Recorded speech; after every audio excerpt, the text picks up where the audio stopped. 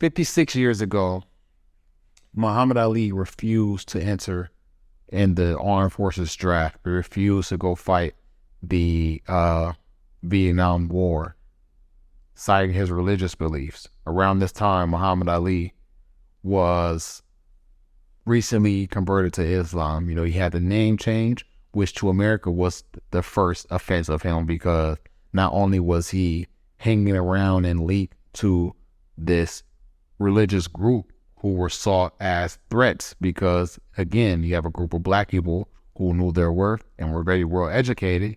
They were posed as threats to America. So now he's linking, you have the greatest athlete of his time linking with this group. He's now a threat. Now he's changing his name, saying that he no longer wants to bear the name of the slaveholder who had captured his family, and he has a name change to this name that has a meaning behind it, a name of the Muslim faith. He's a threat. Aside from that, going back into him refusing to enter in the draft, aside from his religious beliefs, he also does have moral beliefs. He didn't want to go to a foreign land and fight people of darker skin and darker complexion, may not look like him, but have a dark complexion like him. He didn't want to inflict harm or violence amongst his people to aid and abet a country that were inflicting violence against him and his people. That rubbed America the wrong way. Muhammad Ali was 25 years old when this was going on. Muhammad Ali was on the top of the world. And the reason why I bring up his age is because we think about some of our great entertainers that have perished at a young age and the impact they had on the world. Notorious B.I.G., one of the greatest rappers ever, still to this day, passed away at age 24. Think about the impact he had on the world. For him to be one of the greatest rappers of his time and still be one of the greatest rappers to this day at the age 24, still had a hell of a life to live beyond that. But think about the impact he made in his short time on this earth. Think about the listeners, for you listening to this episode. Think about where you were at 24.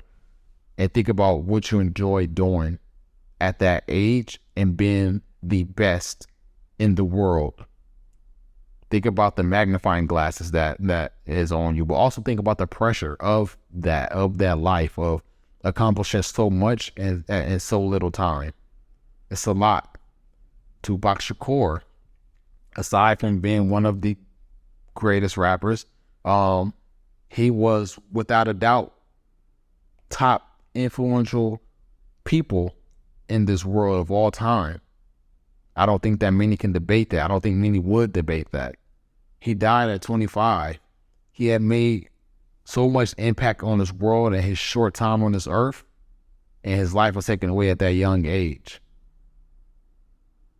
Now think about Muhammad Ali being their age and making this controversial decision to not aid and abet this country who is still lynching his people, sicking canine dogs on his people, holding his people down in the streets, beating them with batons, refusing their service, refusing them to be able to sleep at certain hotels, refusing them to be able to swim in certain swim pools in the summer, refusing them to be able to eat at certain restaurants, refusing them basic human rights.